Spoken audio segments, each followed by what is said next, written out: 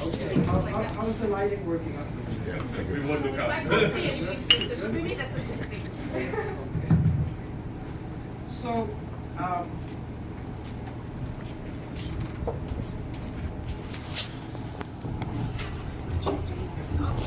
Can you hear me? Yes, sir. Fine. all I good? feel like you're Dinah Ross and we're the Supremes. I'll take that. Okay. That's just after the first review. Now, I'm going to come specifically to your writing in a bit, but you know that comment I made about how your writings are quite different. I'll start from a very simple observation. In the preface to your book, Edwin, you quote Shelley, and you say, and the quote says, "Poetry lifts the veil from the hidden beauty of the world and makes familiar objects be as if they were not familiar." Right? Now, when I went for Shivani's book launch at the Georgetown Literary Festival, one of the things she said, I mean, the book has a lot in it, but one of the sections of the book deals with her observing the everyday around her because she was under lockdown and writing, right? Natural world around her, and actually becoming more familiar with it. And sort of having yourself say, this has always been here, and I have the time to finally sit and just look at what's right around me.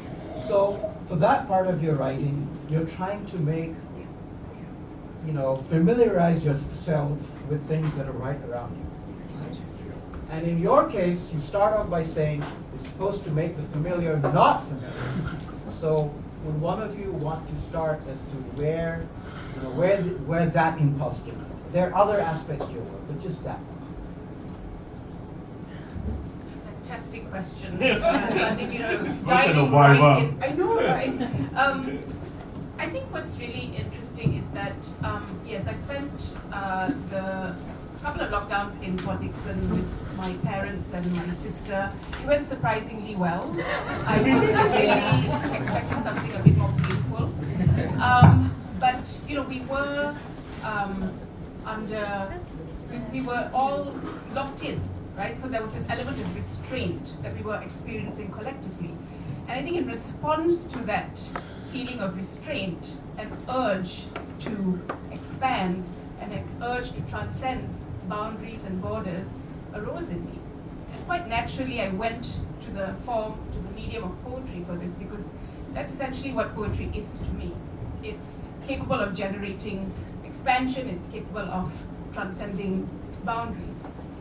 And so I was very intentional with the process of writing these lockdown poems. I said I wanted to write a poem a day, but I didn't necessarily want to be very prescriptive about what exactly I was going to write. So I thought, well, what can I do? I mean, I can't really travel anywhere, I can't go very far. So let's just look at this place that I had grown up in. I mean, this was, the same house that I lived in when I was a baby, and now I was back as a middle-aged adult. And I know You're not middle-aged. I am. I'm still pretending I am. So I thought, okay, let's just see what the familiar surroundings can offer me. And the thing is, I'd taken a lot of it for granted. And I thought, okay, this is a bit of bush, I'd seen it all the time. And yes, it was familiar on surface level. But the more I sat and observed my surroundings, I realized that there was so much that was strange and mysterious about the so-called familiar. So the more that I fell into that process of observing what I thought was just, things that were just there in my, in my everyday life, I realized that actually they're not so much two different things, the familiar and the unfamiliar, but there's very much a connection between the two. I think the familiar can easily become unfamiliar, and the unfamiliar can easily become familiar as well. Things like observing, the birds and observing basically the flora and fauna around me. I thought, I know miners, I know kingfishers, I see them all the time, but the more I looked at them, I realized that actually there's so much strangeness here, so much beauty, so much to be absorbed. So yeah, I mean, does that answer your question? No, thank you. It isn't exactly what, I thought, I was trying to make a very simple connection, far more complex. Thank you for that. Maybe we'll ask Prof along the same line. Just call me Edwin. I feel like I'm back in academia. Yes. Edwin, maybe just preface us, tell us a little bit about how this book came along. Yeah. Okay. Thank you. 2022 was a very strange year, and obviously it was consequence to what happened in 2022 was a strange year because 2020 really hit us hard, and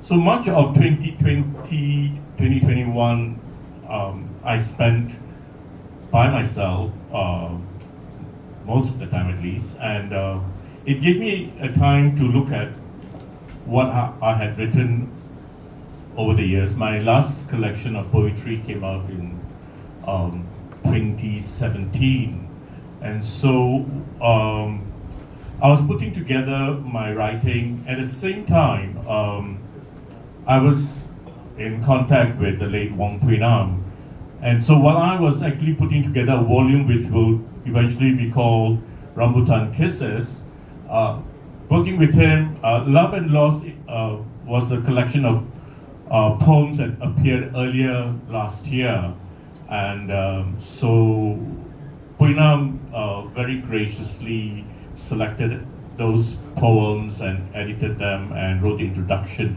So that actually came out before Rambutan Kisses, and between Love and Loss and Rambutan Kisses, I had this frantic request from a friend who said, can we have a book of poetry for young Malaysians? And so what I did was I told her, okay, it's really difficult to get copyrights from various people to put a volume together.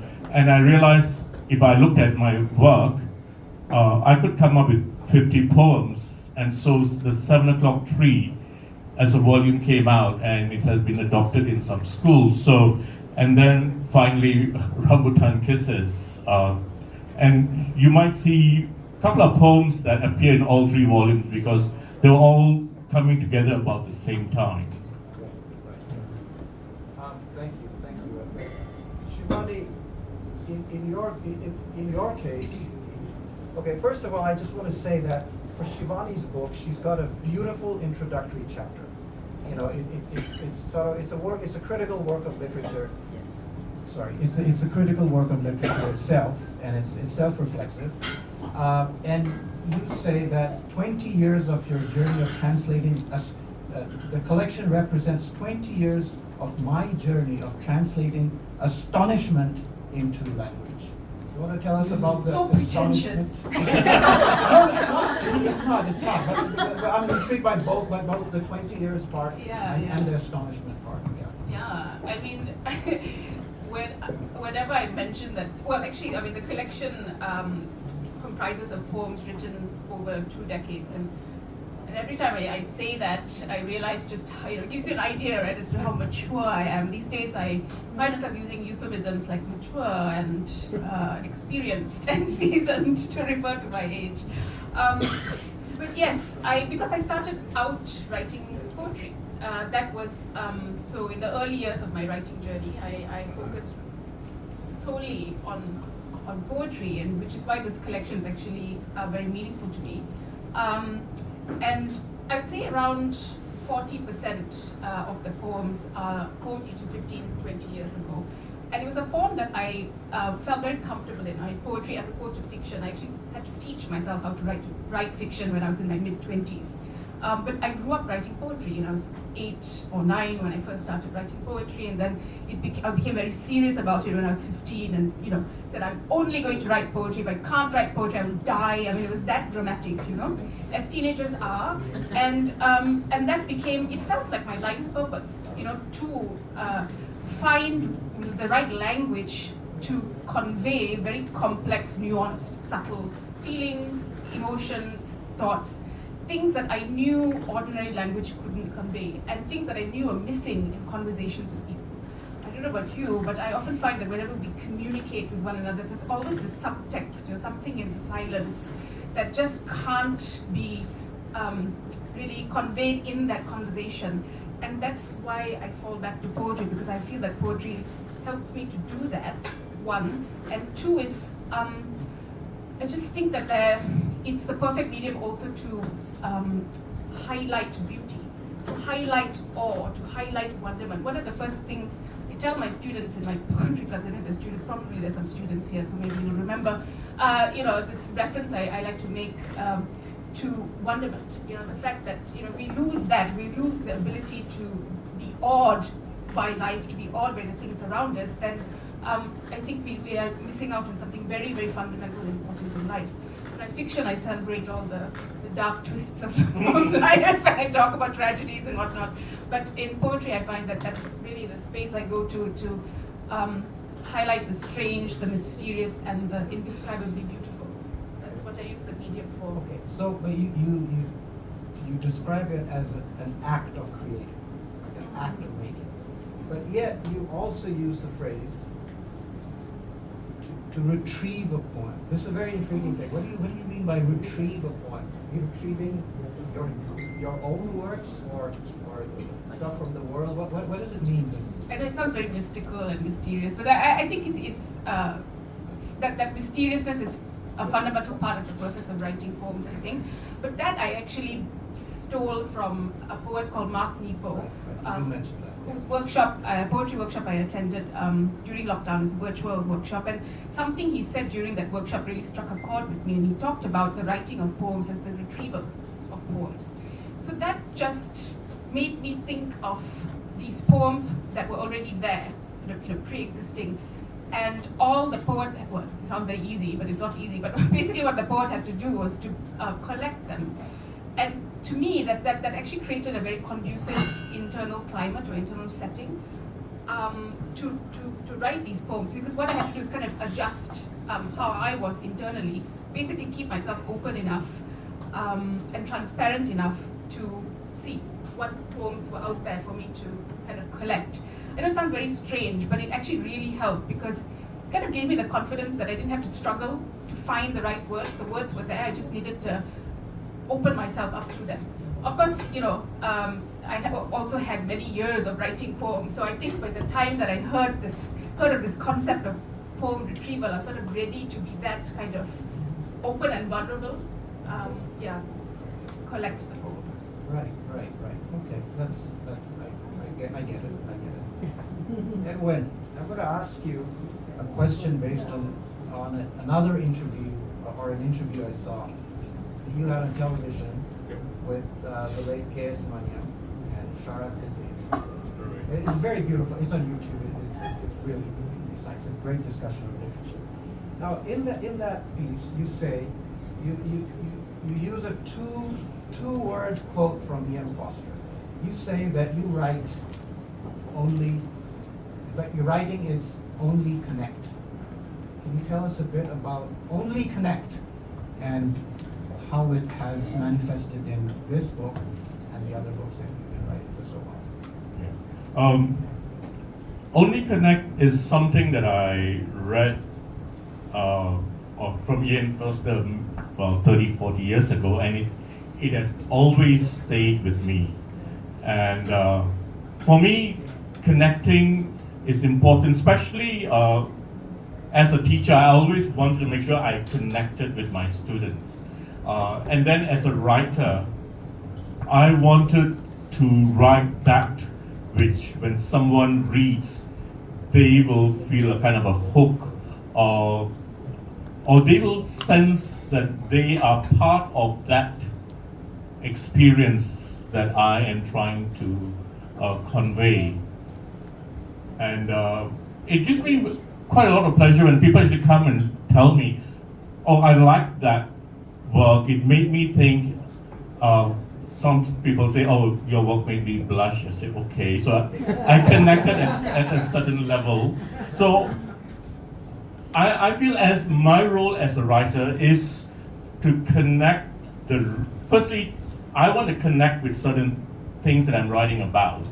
And then bring that experience to my readers. And very often, I think I write on things many Malaysians don't write about, especially about relationships and the various complexities of the different relationships that we encounter. My first collection was called Complicated Lives, and that title itself would indicate to you that I was interested in giving voice to that complication. And if I can connect, I think there are a lot of people who are voiceless or invisible. So I want to connect with these people, and I hope that that's what if I can achieve connecting even one or two readers with a single poem, I think I have done my role as a writer. Yeah. You said something about writing about love, which you do a lot of, right? And the poet Sudeep Sen has written blurbs for both of you in different places. Now, in your case, he says simplicity of language and phrase making are the hallmarks of Malachi Edwin Vethamani's poetry. And so, I was reading something like, our first love holds us together. We thought it pure, unadulterated and true. Like many before us, we took a familiar path and I fell for a lie. That goes on in that way. Now, when I read, say, your poem, your book of poems, there are parts in the preface where you say, look, things are going to blow up over here, right? And they do. I mean, there's some pretty difficult and complex, really complex stuff. I'm not saying your work isn't complex, but I was expecting a uniformity of language for your book. But then, I come towards the end of your book, Shivani, and it says, may I always choose you when my old lovers return. May I remember your nectar when I cannot taste it. May I grovel, but know that your hands will come, right? And so you're writing very, very romantically. It's very different from a lot of the other ones. So, my question to both of you, and this is not a highbrow question, but it's an honest question, okay? It comes from the right place. Are you both hopeless romantics?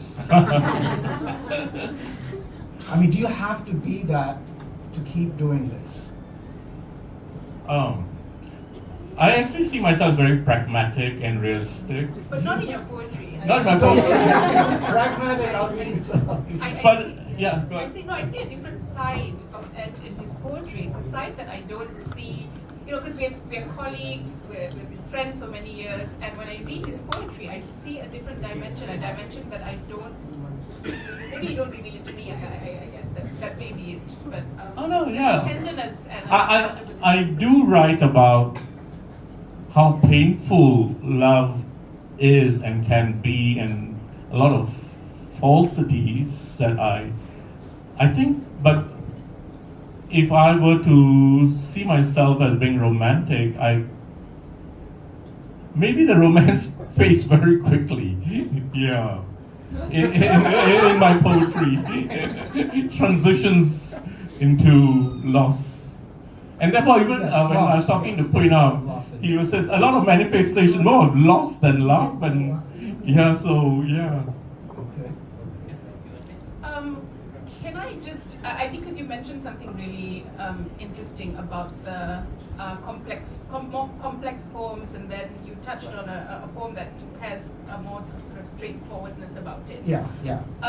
I think that speaks to an important part of the collection itself, because you said these are poems that span 20 years. So the 40% of the poems here were written 15, 20 years ago, and when I was a younger poet. And those poems are quite different in how they are written. So the earlier poems actually tend to be more verbose, rich in complex imagery and just more dense. And as I've grown older, the poems have become more straightforward. There's more of a simplicity about them. I don't use that many sort of complex images anymore. And it's just maybe it's the evolution, maybe getting a bit more mature. You're all seasoned. I'm seasoned these days, so Just to share, Shivani, we were talking about what poems we're going to read, And today I told Shivani, I found a poem I really, really love. Can I read it? And that poem, I Am Not, is so, it's so different. Yeah. It's one of the newer poems. Ah. And compare that to the early ones like Unicity, Natural History. Yeah, I'm kind of weird towards these two poems. Yeah, and I could hear almost the everyday language of the persona. Yeah. The same writer, poet Sudeep, in referring to your work, says, being born is about birth and rebirth, about hybridity and multiculturalism, and about a tug between what is and a moment of ellipsis. And being simultaneously and comfortably at home in all of these. Comfortable? Are you really comfortable? I mean, can a poet be comfortable? No, I don't, not too comfortable, but comfortable enough to want to go into the discomfort. Because, you know, yes, so secure enough to be disturbed and to kind of inhabit a paradoxical space, because that's essentially what I think poetry allows us to do. It allows us to bring very different things together into one space, and that's what I find exciting about poetry. In your words, where place and belonging are blown open and inquired into. Did I write that? You wrote it. That's fine. Okay, but I just want to touch, I don't want to do this for too long, but both of you are educators and teachers. And poetry is such a personal thing, right? I mean, you said, I've known you, and I don't see the way you are when I read your poems. It feels like, there's, you might be a different, you might have a different personality for different things that you do. It's that personal, right? How do you teach it to students in that? Can you motivate them to dwell into the depths of what they should be writing about? Is it hard to do that? Is it difficult? Do you spend more time doing that kind of thing, or do you actually inspire them with good poetry? How do you get other people to write poetry? Well, with the students that I work with, one of the first things I tell them is you have to be readers before you can be writers. And so giving them good poetry is a lead-in. And it's quite amazing. I was talking to someone on Facebook, and this person said, I write poetry, but I've never read poetry. I said, how's that possible? But this is what this Australian Facebook friend of mine said, oh, I've been reading your work, and then and I've been writing poetry. And I said, so who are the poets you like? Do you have any those who inspire you? He said, I've never read poetry. So I'm not, and so I think if you are not a reader, and especially if you're not a reader of poetry, you're going to have a real difficult time writing what is poetry. And whether I struggle with students, one of the things about the workshops that we do with be it kids or students at the university, is that most of them come with an eagerness of wanting to write, and that is already half the battle won. And so I think what I do is tell them not what they ought to be writing, what is it they want to write about. And so it's a journey, and very often if at the end of the workshop they've got 3 lines, so it has to be a lot of encouragement that you want to give. I remember Shivani telling me some of her early bad experience, people giving nasty comments. In fact, I was with a group of young writers, and a lot of them said when we send our poems to journals, either they are ignored or we get really bad, nasty comments. And I think that is so completely wrong. I did a volume, a journal, and we always make sure that if we don't have anything good to say, we tell them maybe you might find this poem a home somewhere else, but not to discourage.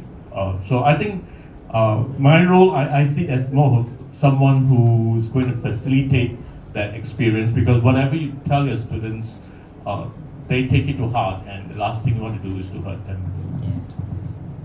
Yeah, I mean, totally. But reading, that's a given. Just constantly reminding the students to read, and then giving them certain poems to read as well. But I think going back to the question about how to get them to write authentically. I mean, you didn't use the word authentic, but that's essentially what you're trying to get their own experience. Their own experiences. So I've been experimenting. I mean, it's hard. It's really hard because people don't want to get too vulnerable. They need to feel safe, because if they are going to be writing their hearts out, they need to feel that they are supported in that whole practice. So that's number one, is to make sure that the space of the classroom is safe.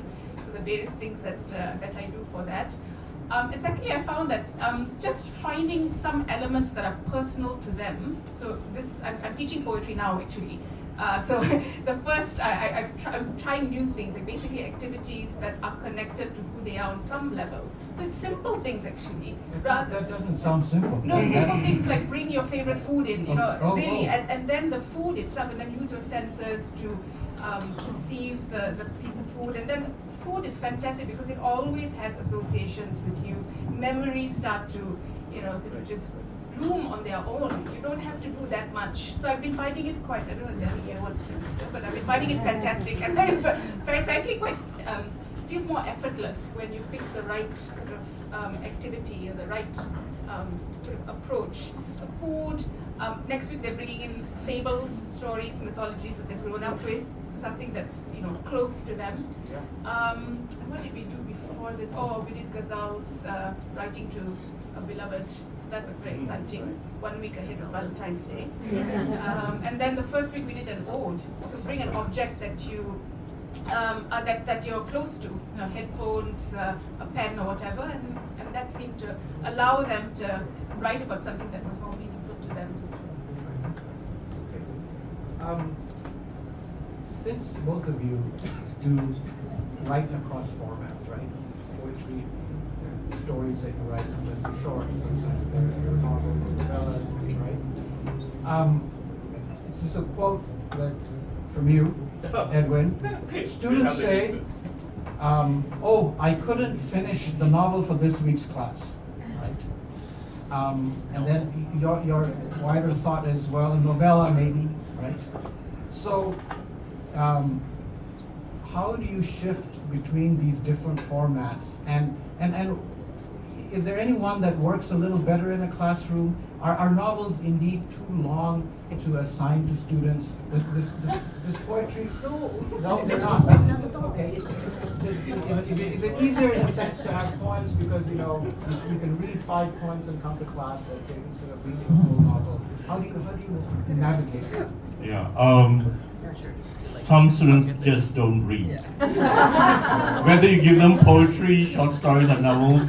I had a student who actually sat right in the front row, and when I asked her, so what are your thoughts on this novel? And she just rattled off 3 lines, and I asked her, where the hell did you get that from? Oh, I googled it and I found it. They want the fast way to synopsis and things like that. Very often, I think it is the student, what is their investment in the modules that they are doing. The last group of students that I taught in Nottingham for Malaysian literature and English, with all honesty, they were a real enjoyable lot to teach. They read more than they wanted to, so I was really, really pleased.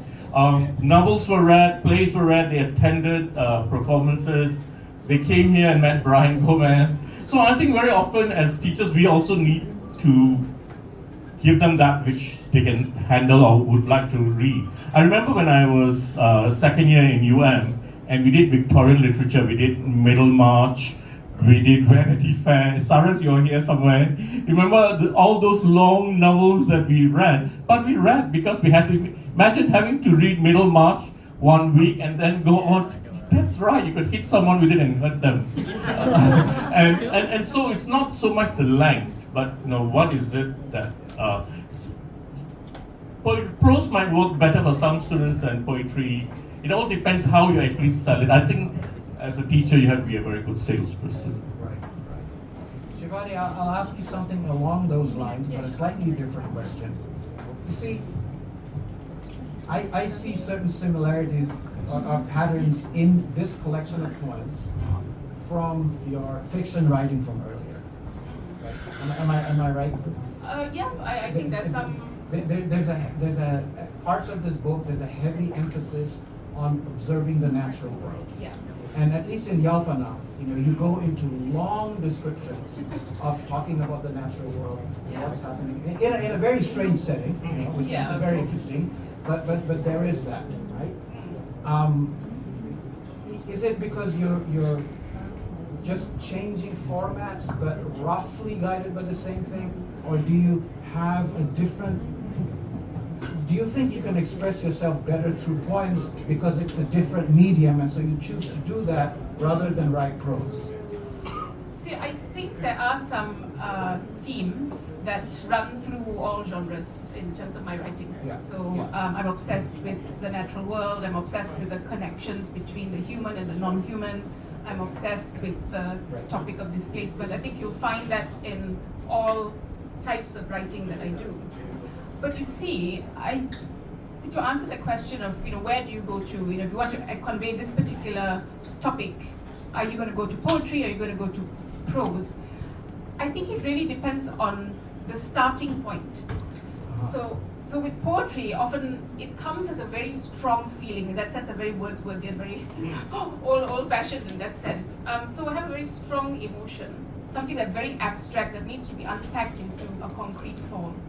So then I know that that this is the movement. This is the movement of poetry. So it starts that way. And second, it can happen also as being very intentional, as I mentioned earlier about the lockdown poems. It's like, I'm feeling this inclination towards poetry.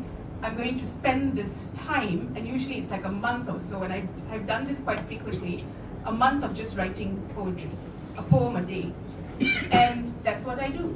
So I'd say that starting point is very different from fiction, because in fiction, it begins with a very strong image. So my imagination is very filmic. So often I'll get a character, and the character is rooted somewhere very specific. So location is very crucial. So I'm a very place-based fiction writer as well. And then what I do is I start to follow those images, and the images basically create scenes, and then the story begins to unfold. So it happens in two very different ways. Okay. When you say a poem a day, that terrifies me. I mean, I couldn't conceive of that. But going along that, you've had a recent burst of writing, right? You've put out 3 books in 2 years. I'm a bit embarrassed about that, yes. Right. What are you embarrassed about? People wish they could do that. So can you I mean, I don't know if this is an unfair question, but would you want to tell us what happened? That's it, what happened? That would require a whole new session. Okay. Yes. Okay. But All right. essentially, no, but I can just touch on a couple of points. I agree, I think there is a kind of renaissance that's happening. Is it going on? Yes, it's going on. I don't want to jinx it, but it's flourishing, which is nice. Well, I think I had like a wonky, terrible 20s and 30s, I think it's the case for most people, right? You're growing up in your 20s and 30s. It's a different kind of growing up compared to, and still growing up, sure, of course, but some of that turbulence, you're trying to find your feet, So it's basically growing up in those years. I was trying to make sense of life, my circumstances were difficult, a lot of internal conflicts, and it's very hard to focus, You may have things you want to write, but you haven't reached that level of maturity in order to translate those experiences into something that people can understand through language. So there was that turbulence. I can't go into details. I mean, then this would be a therapy session. So, but so that, and also I was basically learning. I was learning how to write better via teaching.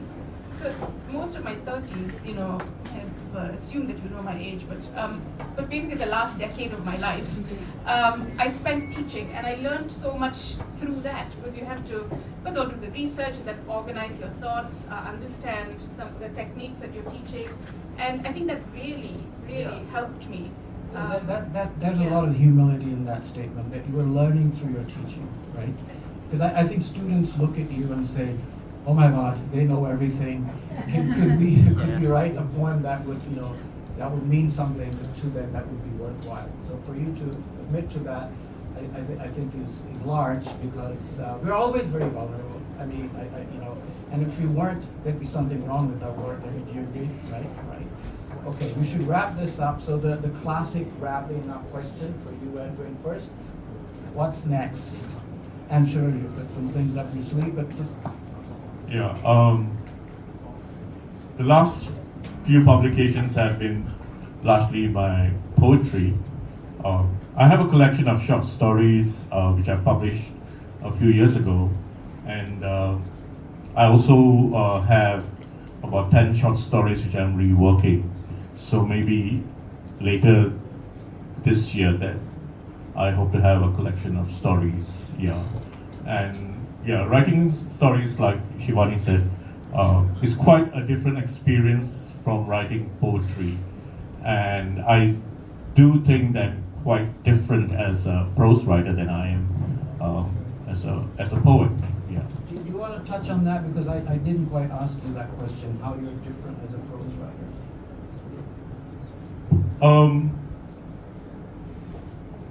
I don't actually believe in inspiration. I believe in triggers, and very often poetry to me comes slightly easier than writing short stories.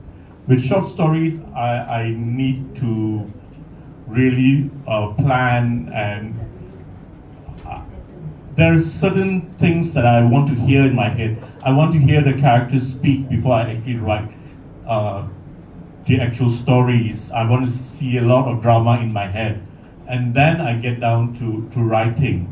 When it comes to writing poetry, very often it's something that I've heard or seen or felt, heard, or something beautiful that I want to write about. So poetry tends to be, and for me, I do not write long poems. I tend to write shorter poems, and I tend to work on them over a few days. I put them aside, and I'll probably come back to it much later. Whereas once I get into a story, I really need to fight at it, work at it, and it's a different kind of work. And very often, as in the case of poetry, but most so with my characters, I want to hear them, I want to hear their voices. So it becomes, especially if there are conflicts.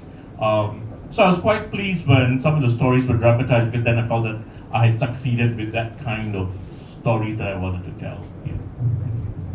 Shivani, you want to tell us what's next? I'll just say it's a novel. I'm working on a novel. So you're going to give us now.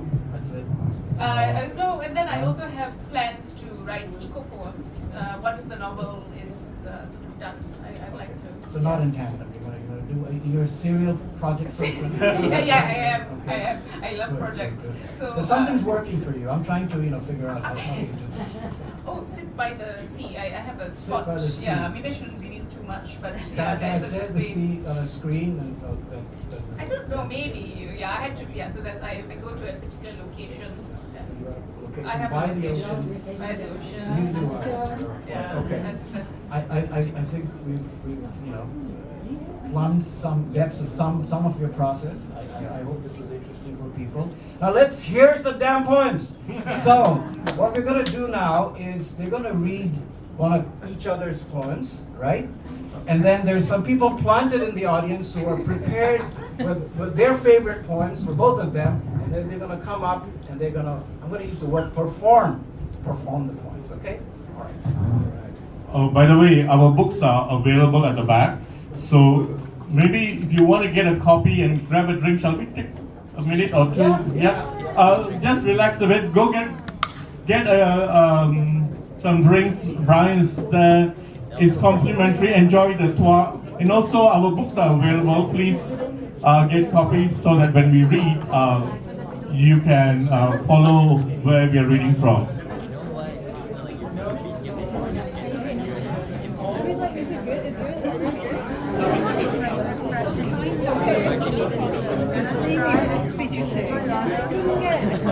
Lovely, yeah.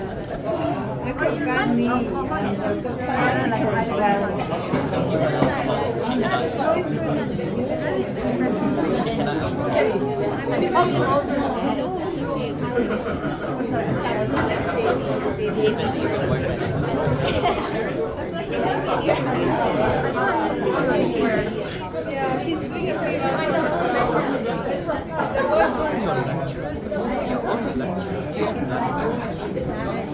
I mean, he was really sick, but he was like, he's passed all these before, so like on TV. And so I went home, like I got a grab on my phone, and I went take care of him, and now he's better. But he can't touch me, so. What's the point? What's the point of your nurturing that? I don't think you nurture him well.